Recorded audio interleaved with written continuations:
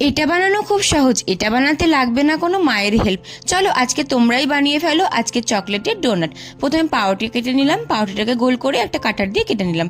তোমরা চাইলে বাড়িতে কাটার না থাকলে গ্লাস বা বাটি দিয়ে কেটে নিতে পারো। এরপরে একটা বাটির মধ্যে নিয়ে নিলাম নারকেলের গুঁড়ো, ড্রাই নারকেল নিয়ে নিয়েছি। এরপরে নিয়ে নিয়েছি হচ্ছে কনডেন্স মিল্ক, তার সাথে ফ্রেশ ক্রিম আর দিয়েছি চিনি, দিয়ে ভালো করে এটাকে মেখে নিলাম। আর ভিডিওটা ভালো লাগলে কিন্তু লাইক করতে হবে, না তো কিন্তু এরকম রেসিপি আমি আর দেখাবো না। রেসিপিগুলো দেখতে গেলে কিন্তু অবশ্যই সাবস্ক্রাইবও করতে হবে।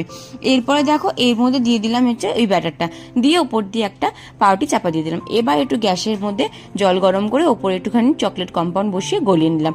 এবার চকলেট কম্পাউন্ডগুলোর মধ্যে ওই পাউরুটিটাকে ভালো করে দিয়ে দিলাম, দিয়ে এটাকে ফ্রিজে রেখে দিলাম প্রায় মোটামুটি 24 ঘন্টা। 24 ঘন্টা পর ফ্রিজ থেকে বার করলাম, দেখতেই পাচ্ছ একদম ডোনাট আমার রেডি।